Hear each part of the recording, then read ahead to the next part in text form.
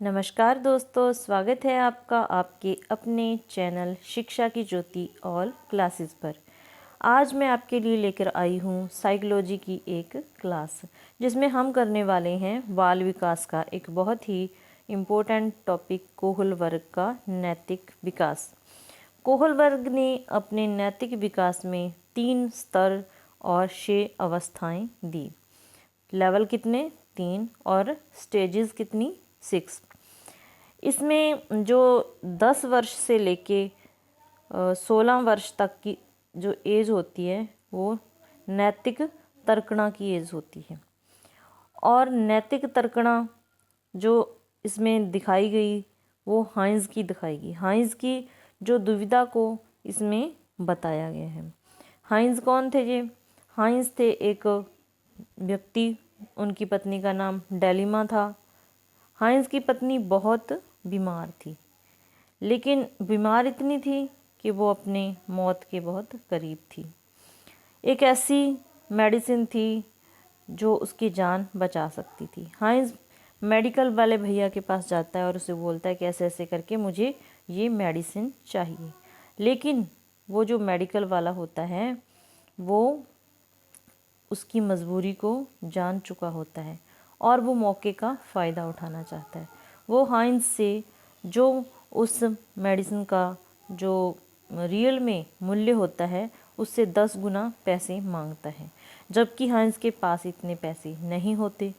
वो मेडिकल वाले भैया से हाइंज कहता है कि मैं 50% आपको दे दूंगा और बाकी के पैसे मैं बाद में दे दूंगा। लेकिन मेडिकल वाला ऐसा करने से मना कर देता है और हाइंज के पास और कोई रास्ता नहीं था, उसको अपनी पत्नी को बचाना था। वो ऐसा करता है, वो रात को आता है और रात को आके वो दवाई चोरी करके ले जाता है। अब हमारे सामने 4 बातें खड़ी होती हैं, 3 बातें खड़ी हो जाती हैं। क्या? हाइंज ने चोरी करना तो गलत है, हम सब जानते हैं। उसने चोरी करके समाज के नियमों को तोड़ा। या फिर हाइंज ये मान ले कि उसने चोरी की है, गलत किया है। लेकिन हाइंज जो गलत और सही में जित नैतिक तर्कणा करता है, वो कहता है कि जो मेडिकल वाला था वो भी तो गलत था, वो इतने ज़्यादा पैसे मांग रहा था, इसीलिए वो भी तो गलत है। इस बात को ही आधार बना के कोहल वर्ग ने जो नैतिक विकास का सिद्धांत दिया है। तो हम इसको अच्छे से पढ़ेंगे ताकि एग्ज़ाम में आने वाले सारे क्वेश्चन हमारे हल हो सकें। कोहल वर्ग ने जो नैतिक विकास दिया है वो 3 लेवल में दिया है। कितने लेवल? 3 लेवल में। लेवल 3 दिए हैं और प्रत्येक लेवल की 2 स्टेजेस दी हैं। 2 स्टेजेस दी हैं तो टोटल स्टेजेस 6 दी हैं, लेवल 3 दिए हैं। जो पहला लेवल है वो है पूर्व पारंपरिक स्तर, या उसे पूर्व लौकिक स्तर भी बोल दिया जाता है। पूर्व पारंपरिक स्तर या पूर्व लौकिक स्तर। पूर्व पारंपरिक स्तर या पूर्व लौकिक स्तर। प्री कन्वेंशनल स्टेज या प्री कन्वेंशनल स्टेज, जिसका जो टाइम पीरियड था वो था 3 से लेके 9 वर्ष तक, या 4 से लेके 10 वर्ष तक माना जाता है। जो सेकंड लेवल था वो था पारंपरिक स्तर। पारंपरिक स्तर को लौकिक स्तर भी बोल दिया जाता है। पारंपरिक स्तर या लौकिक स्तर। पारंपरिक स्तर या लौकिक स्तर। Conventional stage. Conventional stage. जो थर्ड लेवल था वो था पश्च पारंपरिक या पश्च लौकिक स्तर। Post conventional stage. Post conventional stage. इस बात को आपको याद रखना है। लेवल कितने दिए हैं? 3। कितने दिए हैं? 3 लेवल दिए हैं।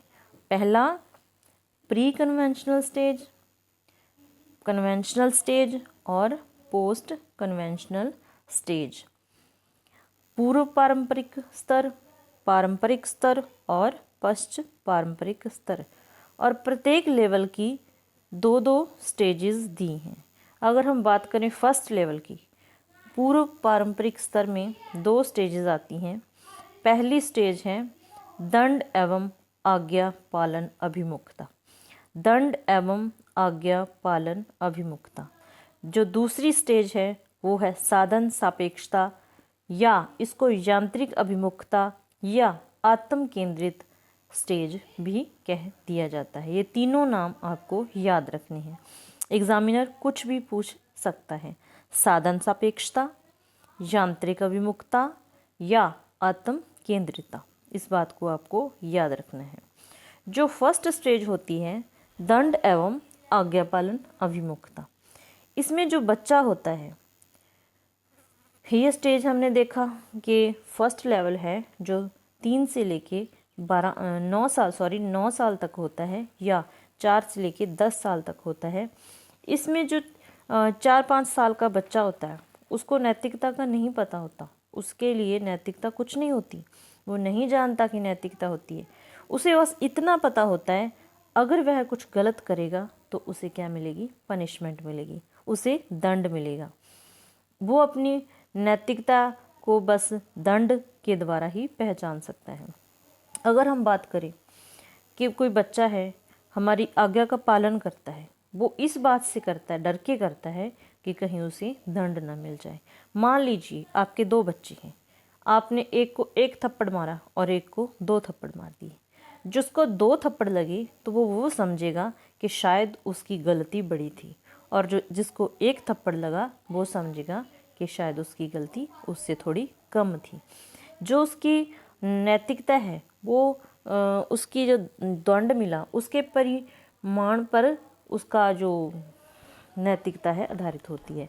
उसे लगता है कि वो जितना गलती बड़ी होगी, जितनी गलती की उसकी मात्रा बड़ी होगी, उसको दंड भी उतना ही मिलेगा। जो लेवल फर्स्ट की जो स्टेज सेकंड है, लेवल फर्स्ट स्टेज सेकंड, जैसा कि दिया हुआ है कि साधन सापेक्षता किसी चीज़ को पाना, यांत्रिक अभिमुखता, इसमें जो बच्चा होता है वो हमारी आज्ञा का पालन करता है, जो नैतिक व्यवहार करता है, हमारे साथ कुछ भी नैतिक बिहेव करता है, तो वो किसी ना किसी चीज़ को पाने के लिए करता है। मान लीजिए आपका बच्चा है, होमवर्क कंप्लीट नहीं कर रहा, आपने उसे कहा कि बेटा ऐसे करो, तुम होमवर्क कंप्लीट कर लो और उसके बाद आप आइसक्रीम खाया ना, ठीक है। तो वो फटाफट करने लगेगा क्योंकि उसके सामने उसे आइसक्रीम दिखाई दे रही है। उसे लगता है कि जब वो अपना काम कंप्लीट करेगा तो उसे आइसक्रीम मिलेगी। उसका जो ध्यान है वो आइसक्रीम पर केंद्रित है, उसको वही उसका साधन है, उसी के लिए वो नैतिक व्यवहार कर रहा है, वो अपने लिए सोचता है। आत्म केंद्रित का अर्थ है कि वो अपने लिए करता है, जो नैतिक बिहेव करता है वो अपने लिए करता है। आगे है जी सेकंड लेवल पारंपरिक स्तर कन्वेंशनल स्टेज। पारंपरिक स्तर कन्वेंशनल स्टेज, उसकी जो थर्ड स्टेज है लेवल सेकंड स्टेज थर्ड, क्या है, अच्छा बच्चा बनने की धारणा। अब जब बच्चा 10 से 12 वर्ष के बीच में होता है तो बच्चे कुछ ऐसा करने लग जाते हैं कि छोटे छोटे काम से करने लग जाते हैं जिसको देख के हम कहें कि हाँ तूने अच्छा किया, बहुत अच्छा किया। हम कहें कि हमारा बच्चा तो बहुत सियाना हो गया है, ये करने लग गया है। वो उसके अंदर से ये बात आती है कि मैं कुछ अच्छा करूं और मैं प्रशंसा पाऊं, इसीलिए वो छोटे छोटे अच्छे काम करने लग जाता है। कभी तो बच्चा अपने मम्मी पापा की घर में कोई हेल्प करता है, जब थोड़ा सा अच्छा काम करता है बस वो इसी चाह में करता है ये सब काम कि हम उसे अच्छा कहें। लेवल सेकंड की जो थर्ड स्टेज होती है उसमें बच्चा जो काम करता है वो प्रशंसा पाने के लिए करता है। जो फोर्थ स्टेज आती है नियम व कानून पालन अभिमुखता। नियम व कानून पालन अभिमुखता, इस स्टेज में आकर बच्चा समाज के नियमों को समझने लग जाता है। उसे लगता है कि जो समाज में नियम बना रखे हैं वो हमारी भलाई के लिए ही हैं, अगर हम उनका पालन करेंगे तो सही है। वो इन बातों को समझने लग जाता है। अगर एक बच्चा है वो ट्रैफिक के नियम का पालन कर रहा है तो उसे लगता है कि ये हमारे भलाई के लिए, अगर हम लेफ़्ट साइड चलेंगे तो इसमें हमारे लिए सही होगा। तो इन बातों को वो थोड़ा मानकर नैतिकता का बिहेव करता है। आगे आता है जी थर्ड लेवल। थर्ड लेवल की जो स्टेज है वो पांचवी है। पांचवी स्टेज होती है सामाजिक संपर्क अभिमुखता। सामाजिक संपर्क अभिमुखता। इस स्टेज में आके बच्चा समाज के साथ इंटरेक्शन करने लग जाता है। वो अपने आसपास बाहर सब कुछ देखता है तो वो समाज के साथ यानी कि इंटरेक्शन करने लग जाता है। इस स्टेज में आके उसे ऐसा लगता है कि अगर उसे कोई बात गलत लगती है कि ये जो कानून बनाए गए हैं ये सही नहीं है, ये गलत है, तो वो उसका विरोध करना शुरू कर देता है। उसे लगता है कि उसमें बस आपको एक बात याद रखनी है कि यहाँ पर आकर 5th स्टेज में बच्चा आके ये समझने लग जाता है कि जो नियम बनाए गए हैं, जो कानून बनाए गए हैं समाज में, वो हमारे लिए ही बनाए गए हैं। अगर वो हमें वो सही नहीं लगते तो हम उसको नहीं मानेंगे। वो यहाँ आकर ये समझ जाता है कि जो नियम हमारे लिए बने हैं, हम नियमों के लिए नहीं बने हैं। नियम हमारे लिए बने हैं, हम नियमों के लिए नहीं बने हैं। जो लेवल 3 की 6th स्टेज है वहाँ पर सार्वभौमिक का अर्थ होता है ऑल अराउंड, नैतिक विकास, सार्वभौमिक नैतिक विकास की भावना उसमें आ जाती है। 5th स्टेज में तो बच्चा जो नियमों की विरोध करता है वो सिर्फ अपने लिए करता है। वो अपने लेवल पे ही वो अगर उसे कुछ सही नहीं लगता तो उसका विरोध करने का सोचता है। उसे ऐसा लगता है कि मैं नहीं मानूंगा। लेकिन जब 6th स्टेज आ जाती है तो वहाँ पर वो अपने साथ साथ किसी दूसरे के साथ अगर कुछ अन्याय हो रहा है, कुछ गलत हो रहा है, तो उसके लिए भी आवाज़ उठाने लगता है। यहाँ पर आकर उसके मन में जो कहते हैं ना भी मैं ये कर दूंगा, मैं वो कर दूंगा, ये टीनेज में बच्चे हो जाते हैं, उसे लगता है ज़माना बदलने वाले विचार उसमें आने लगते हैं। जहाँ पर वो ऐसा लगता है कि अगर कोई नियम गलत नहीं है तो ऐसा नहीं है कि हम उसे बदल नहीं सकते, हम तोड़ सकते हैं, उसको बदल सकते हैं। ऐसी भावना उसमें आ जाती है। ये जो कोहल वर्ग का नैतिक विकास है वो साइकोलॉजी का चाहे कोई पेपर हो, एस्टेट हो, रीट हो, कोई भी पेपर लगा लो, हर पेपर में इससे कम से कम एक आधा क्वेश्चन तो पूछा ही जाता है। और उम्मीद है कि आपको समझ आया होगा।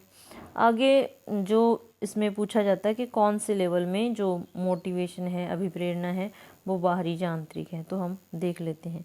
जो लेवल 1 है उसमें जो अभिप्रेरणा होती है बाहरी होती है और व्यवहार भी बाहरी होता है। अभिप्रेरणा भी बाहरी होती है और व्यवहार भी बाहरी होता है। दंड उसे किससे मिलना है? अगर वो कुछ गलत करेगा तो दंड हम देंगे, बाहर से मिलेगा उसको दंड। और उसका व्यवहार भी, जो अगर उसका व्यवहार है वो हमारे प्रति अगर कुछ गलत करेगा तो हम उसको दंड देंगे। तो इसका मतलब जो लेवल 1 है उसमें जो अभिप्रेरणा होती है वो भी बाहर की होती है और जो उसका व्यवहार होता है वो भी बाहरी होता है। लेवल 2 की बात करें तो उसमें जो अभिप्रेरणा होती है आंतरिक होती है और व्यवहार उसका बाहरी होता है। जैसा कि एक बच्चा है, वो अच्छा बनने की कोशिश कर रहा है तो वो अपने अंदर से, उसके अंदर से इस बात आती है कि मैं अच्छा बिहेव करूं तो मुझे प्रशंसा मिलेगी, मैं अच्छा बन के दिखाऊं। तो जो उसकी अभिप्रेरणा होती है वो आंतरिक होती है और व्यवहार बाहरी होता है, क्योंकि वो व्यवहार हमारे प्रति किसी बाहर वाले के प्रति करता है तो ही बाहर वाला उसे कहेगा कि आप अच्छा कर रहे हो, अच्छे हो। अगर वो अपने प्रति कुछ अच्छा कर रहा है तो उसकी प्रशंसा कौन करेगा? नहीं। इसीलिए जो लेवल 2 होता है उसमें जो अभिप्रेरणा होती है वो आंतरिक होती है और उसका व्यवहार बाहरी होता है। अगर हम बात करें लेवल 3 की तो उसमें जो अभिप्रेरणा होती है वो भी बाहरी होती है और जो व्यवहार होता है जो लेवल 3 है उसमें जो अभिप्रेरणा होती है वो भी आंतरिक होती है और जो उसका व्यवहार है वो भी आंतरिक होता है। लेवल 3 में 5th स्टेज और 6th स्टेज आती है जिसमें बच्चा समाज के जो नियम कानून हैं उनको ये जानने लग जाता है कि जो नियम बने हैं वो हमारे लिए बने हैं, हम नियमों के लिए नहीं बने। तो ये उसकी अभिप्रेरणा कैसी हो गई? आंतरिक हो गई। और जो ज़माना बदलने वाली बात है कि जो नियम अगर हमारे लिए सही नहीं है तो हम उनको बदल सकते हैं, ये भी उसकी जो भावना है वो उसके अंदर से आ रही है। इसीलिए लेवल 3 में जो 5th स्टेज है और 6th स्टेज है उसमें जो उसका अभिप्रेरणा भी आंतरिक होती है और उसका बिहेव भी आंतरिक होता है। जो मैंने आपको बताया कि 10 से 16 वर्ष के बीच में जो नैतिक तर्कणा वाली स्टेज होती है, इसमें बच्चा सही और गलत में दोनों में कंपैरिजन करके ही मतलब कि जो निचोड़ है उस पर पहुंच सकता है, फैसले पर पहुंच सकता है कि क्या सही है और क्या गलत है। इस स्टेज को नैतिक तर्कणा की स्टेज कहा जाता है। जैसे हाइंस की जो दुविधा बताएगी वो इसी स्टेज में आती है कि उसने सोचा कि अगर उसने गलती की है चोरी करके तो मेडिकल वाला भी गलत है। तो इस बात को आपको ध्यान रखना है। नैतिक तर्कणा सही और गलत का सही उसको देखना कि हाँ सही और गलत के नज़रिए से बात को परखना। जो कोहलबर्ग ने नैतिक विकास का सिद्धांत दिया, इसकी आलोचना की कैनल ग्रेहने ने इस सिद्धांत की आलोचना की। इस आलोचना में उसने कहा कि जो कोहलबर्ग का नैतिक विकास का सिद्धांत है वो सांस्कृतिक नहीं है। सांस्कृतिक क्यों नहीं है? कि हम सबकी संस्कृति अलग अलग होती है, हम बच्चे को अलग अलग संस्कार देते हैं, तो ये सारी हर जगह पर ये लागू नहीं होता। कोहलबर्ग ने के जो सिद्धांत है उसमें परिकल्पना अधिक है, उसमें कल्पना का भाव अधिक है, सत्यता कम है, औरतों को कम महत्व दिया है। इसने औरतों को कम महत्व दिए हैं। जो परिस्थिति में जो हर परिस्थिति होती है, जैसे हमारे सामने कोई परिस्थिति है हम उसके हिसाब से सोचते हैं, इसी तरह हर कोई सिचुएशन के अकॉर्डिंग सोचता है कि यहाँ पर क्या चीज़ किस चीज़ को अप्लाई करना है, हमें क्या बिहेव करना है। इसीलिए जो परिस्थिति के हिसाब से आदमी अलग अलग सोचता है। जो फर्स्ट स्टेज है मैंने आपको बताया लेवल फर्स्ट, पूर्व पारंपरिक स्तर, और स्टेज लेवल फर्स्ट की फर्स्ट स्टेज, उसमें बच्चा नैतिक बिल्कुल नहीं होता।